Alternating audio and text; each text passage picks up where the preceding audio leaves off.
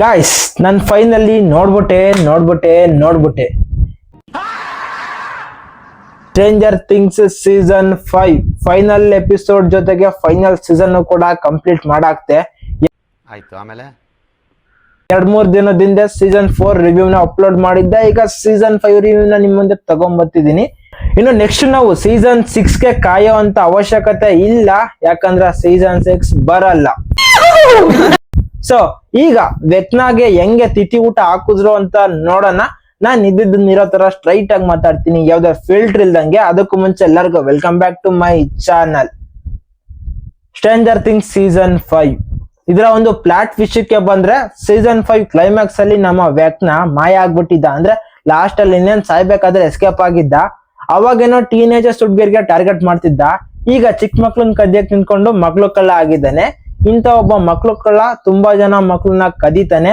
ಅವರಿಂದ ಇನ್ನು ಏನೋ ಫೈನಲ್ ವರ್ಕ್ ನ ಅದೇ ವರ್ಲ್ಡ್ ಎಲ್ಲ ಡಿಸ್ಟ್ರಾಯ್ ಮಾಡ್ತಕ್ಕಂತ ಕೆಲಸನ ಮಾಡ್ತಾ ಇದ್ದಾನೆ. ಇದರಿಂದ ಪ್ರಪಂಚನ ಹೆಂಗೆ ಕಾಪಾಡ್ತಾರೆ, ನಮ್ 11 ಮತ್ತೆ ಸ್ಟ್ರೇಂಜರ್ ಥಿಂಗ್ಸ್ ಅಲ್ಲಿರೋ ಆ ಒಂದು ಟೀಮ್ ಯಾವ ತರ ಮಕ್ಳನ್ನ ಮತ್ತೆ ಪ್ರಪಂಚನ ಕಾಪಾಡ್ತಾರೆ, ಮತ್ತೆ ವೆಕ್ನನ ಯಾವ ತರ ಸೋಲಿಸ್ತಾರೆ, ಸಾಯಿಸ್ತಾರೋ ಇಲ್ವೋ, ಇದನ್ನೆಲ್ಲ ತಿಳ್ಕೊಬೇಕು ಅಂದ್ರೆ ನಾವು ಸೀಸನ್ 5 ಸ್ಟ್ರೇಂಜರ್ ಥಿಂಗ್ಸ್ ಈ ಒಂದು ಸೀಸನ್ ನ ನೋಡ್ಬೇಕು. ಈ ಒಂದು ಸೀಸನ್ ಲಾಸ್ಟ್ ಸೀಸನ್ಗೆ ಕಂಪೇರ್ ಮಾಡ್ಕೊಂಡ್ರೆ ಸ್ವಲ್ಪ ಚಿಕ್ಕದಾಗಿರುತ್ತೆ, ಅಂದ್ರೆ ಕಡಿಮೆ ಟೈಮಿಂಗ್ ಇರುತ್ತೆ. ಅದು ಒಂದೊಂದು ಎಪಿಸೋಡ್ 1.5 ಗಂಟೆ 2 ಗಂಟೆ 40 ನಿಮಿಷ ಆ ತರ ಇದ್ವು. ಬಟ್ ಇವು ಸ್ವಲ್ಪ ಕಡಿಮೆ. ಫೈನಲ್ ಎಪಿಸೋಡ್ ಮಾತ್ರ 2 ಗಂಟೆ 8 ನಿಮಿಷನೋ 10 ನಿಮಿಷನೋ ಇದೆ. ಅಷ್ಟು ಬಿಟ್ರೆ ಅಂದ್ರೆ 4ನೇ ಸೀಸನ್ ಕಂಪೇರ್ ಮಾಡ್ಕೊಂಡ್ರೆ ಇದು ಸ್ವಲ್ಪ ಚಿಕ್ಕದು. ಆದ್ರೆ ಸೀಸನ್ 5 ಏನಿದೆ ಇದು ಕೂಡ ಕಡಿಮೆ ಟೈಮ್ ಅಲ್ಲಿ ಮುಗ್ದೋಗೋದಿಲ್ಲ. ಇದು ಕೂಡ ತುಂಬಾ ಟೈಮ್ ತಗೊಳುತ್ತೆ. ಆಲ್ಮೋಸ್ಟ್ ಅಲ್ಲಿ ಎಲ್ಲಾ ಎಪಿಸೋಡ್ ಕೂಡ ಗಂಟೆ 10 ನಿಮಿಷ ಗಂಟೆ ಈ ತರ ಮಿನಿಮಮ್ ಟೈಮಿಂಗ್ಸ್ ತಗೊಂತತೆ. ಅಷ್ಟು ಬಿಟ್ರೆ ಫೈನಲ್ ಎಪಿಸೋಡ್ 2 ಗಂಟೆ 10 ನಿಮಿಷನೇನೋ ತಗೊಳುತ್ತೆ. ಬಟ್ ಓಕೆ, ಮ್ಯಾಚ್ ಆಗುತ್ತೆ. ನಿಮ್ಗೆ ಈ ಒಂದು ಸಿರೀಸ್ ನೋಡ್ಬೇಕು ಅಂದ್ರೆ ನೆಟ್ಫ್ಲಿಕ್ಸ್ ಅಲ್ಲಿ ಅವೈಲಬಲ್ ಇದೆ. ನಮ್ಮ ಕನ್ನಡದಲ್ಲಿಲ್ಲ, ಬಟ್ ಫ್ಯೂಚರ್ ಅಲ್ಲಿ ಏನಾದ್ರು ಆಡ್ ಮಾಡ್ತಾರೆ ಗೊತ್ತಿಲ್ಲ. ಬಟ್ ಪ್ರೆಸೆಂಟ್ ಅಂತೂ ಸ್ಟ್ರೀಮ್ ಆಗ್ತಾ ಇಲ್ಲ. ಸೊ ನಿಮ್ಗೆ ಕಂಫರ್ಟಬಲ್ ಆಗೋ ಲ್ಯಾಂಗ್ವೇಜ್, ನಮ್ಮ ಸೌತ್ ಇಂಡಿಯಾದ ಲ್ಯಾಂಗ್ವೇಜ್ ತೆಲುಗು, ತಮಿಳ್ ಆರ್ ಹಿಂದಿ ಯಾವ್ದಾದ್ರು ಆಗಿರ್ಬೋದು, ಅದ್ರಲ್ಲಿ ನೋಡಿ. ಇಲ್ಲ ನಮ್ಗೆ ಕೊರಿಯನ್, ಚೈನೀಸ್ ಈ ತರ ಬರುತ್ತೆ ಅಂದ್ರೆ ಕೂಡ ಅದ್ರಲ್ಲೂ ಕೂಡ ಅವೈಲಬಲ್ ಇದೆ. ಇವೆಲ್ಲ ಬೇಡ ಗುರು, ಸಬ್ಟೈಟಲ್ಸ್ ಟೈಟಲ್ಸ್ ಹಾಕೊಂಡು ನಾವು ಇಂಗ್ಲಿಷ್ ಅಲ್ಲಿ ನೋಡ್ತೀವಿ ಅಂದ್ರೆ ಅದ್ರಲ್ಲೂ ಕೂಡ ಅವೈಲಬಲ್ ಇದೆ. ಈ ಒಂದು ಸೀಸನ್ ಅಲ್ಲಿ ನನ್ಗೆ ನೆಗೆಟಿವ್ ಅನ್ಸಿದೆ ಏನ್ ಗೊತ್ತಾ, ಈ ಒಂದು ಸೀಸನ್ ಅಲ್ಲಿ ವೆಕ್ನ ಕ್ಯಾರೆಕ್ಟರ್ ನ ತುಂಬಾ ವೇಸ್ಟ್ ಮಾಡಿದ್ರು ಅಂತ ಅನ್ನಿಸ್ತು. ಯಾಕಂದ್ರೆ ವಾಲ್ಯೂಮ್ 1 ಅಲ್ಲಿ ತುಂಬಾ ಪವರ್ಫುಲ್ ಆಗಿ ತೋರಿಸಿದ್ರೆ ವೆಕ್ನ, ಲಾಸ್ಟ್ ಅಲ್ಲಿ ಸ್ವಲ್ಪ ವೀಕ್ ಆಗಿ ತೋರಿಸ್ತಾರೆ. ಸ್ವಲ್ಪ ಅಷ್ಟೇನೋ ಕ್ಯಾರೆಕ್ಟರ್ ಗೆ ದಮ್ಮಿರೋ ತರ ತೋರ್ಸೋದಿಲ್ಲ, ಅದು ಸ್ವಲ್ಪ ವೀಕ್ ಆಯ್ತು ಅಷ್ಟೆಲ್ಲ. ಏನೋ ಈಸಿಯಾಗಿ ಸೋತೋಗ್ಬಿಟ್ನಲ್ಲ ವೆಕ್ನ ಅನ್ನಿಸ್ತು. ಇನ್ನೊಂದ್ ಸ್ವಲ್ಪ ಪವರ್ಫುಲ್ ಆಗಿ ಕಾಂಪಿಟೇಷನ್ ಕೊಟ್ಟಿದ್ರೆ ಚೆನ್ನಾಗಿರೋದು. ಬಟ್ ಓಕೆ, ಅವರು ಈ ತರ ಬಿಲ್ಡ್ ಮಾಡಿದಾರೆ ಅಂದ್ರೆ ಅದಕ್ಕೆ ನಾವು ಅಕ್ಸೆಪ್ಟ್ ಮಾಡ್ಬೇಕು. ಅಷ್ಟು ಬಿಟ್ರೆ ಅಕ್ಸೆಪ್ಟ್ ಮಾಡೋದೇನು ಇಷ್ಟ ಇಲ್ಲ ಅಂದ್ರೆ ಇಷ್ಟ ಇಲ್ಲ ಅಂತ ಹೇಳೋಣ. ವೆಕ್ನ ಕ್ಯಾರೆಕ್ಟರ್ ನ ವೇಸ್ಟ್ ಮಾಡಿದ್ರು ಗುರು. ಈಗ ಇನ್ನೊಂದು ಮೈನಸ್ ಪಾಯಿಂಟ್ ಏನಪ್ಪಾ ಅಂದ್ರೆ 11 ಕ್ಯಾರೆಕ್ಟರ್ ನ ಎಂಡ್ ಮಾಡಿದಂತ ರೀತಿ. ಅಂದ್ರೆ ಎರಡೆರಡು ತರ ಕ್ಲೈಮ್ಯಾಕ್ಸ್ ತೋರಿಸಿದ್ರು. ಒಂಥರ ಇದು ಸೆಕೆಂಡ್ ಟೈಮ್ ತೋರಿಸಿದಂತ ಕ್ಲೈಮ್ಯಾಕ್ಸ್ ಈ ತರ ನಾವು ತಿಳ್ಕೊಳ್ಳೋಣ ಅಂತ ಹೇಳಿದ್ರು, ಅದು ಕೂಡ ಎಕ್ಸಾಕ್ಟ್ ಆಗಿ ತೋರಿಸ್ಲಿಲ್ಲ. ಬಟ್ ಆ ಒಂದು ಕ್ಯಾರೆಕ್ಟರ್ ನ ಆ ತರ ಎಂಡ್ ಮಾಡಬಾರ್ದಿತ್ತು ಅಂತ ಅನ್ನಿಸ್ತು. ಇನ್ನು ತುಂಬಾ ದಾರಿಗಳಿದ್ವು, ಯಾವ್ದಾದ್ರು ಒಂದು ಚೂಸ್ ಮಾಡ್ಕೊಂಡಿದ್ರೆ ಆಗಿತ್ತು. ಬಟ್ ಹೇಳಕ್ಕಾಗಲ್ಲ, ಬರೋ ಸ್ಪಿನ್ ಆಫ್ ಸೀರೀಸ್ ಗಳಲ್ಲಿ ಅಂದ್ರೆ ಈ ಒಂದು ಸೀಸನ್ ಇಲ್ಲಿಗೆ ಎಂಡ್ ಆಗುತ್ತೆ.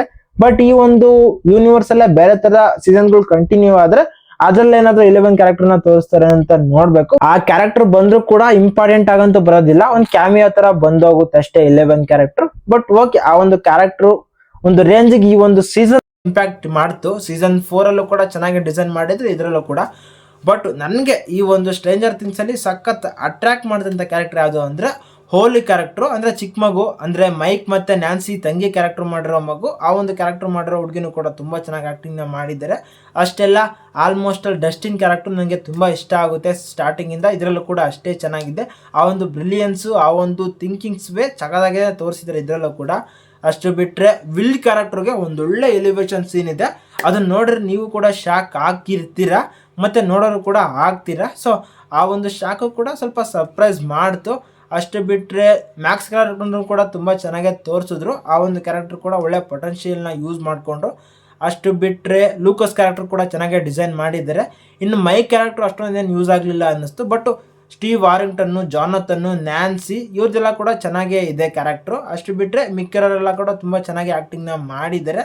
ಅವೆಲ್ಲ ಕೂಡ ಓಕೆ. ಒಂದು ರೇಂಜಿಗೆ ಕ್ಲೈಮ್ಯಾಕ್ಸ್ ಅಂದ್ಬಿಟ್ರೆ ಒಂದು ರೇಂಜಿಗೆ ಬೆಟರ್ ಸೀಸನ್ನೇ. ಬಟ್ ಇಂದಿನ ಸೀಸನ್ಗೆ ಕಂಪೇರ್ ಮಾಡ್ಕೊಂಡ್ರೆ ಆ ರೇಂಜ್ಗೆ ಇಲ್ಲ ಗುರು ಈ ಒಂದು ಸ್ಟ್ರೇಂಜರ್ ಥಿಂಗ್ಸ್ ಸೀಸನ್ 5. ಕ್ಲೈಮ್ಯಾಕ್ಸ್ ಅಂದ್ಬಿಟ್ರೆ ಮಿಕ್ಕಿರೋ ಥಿಂಗ್ಸ್ ಎಲ್ಲ ಚೆನ್ನಾಗೇ ಇದ್ದಾವೆ.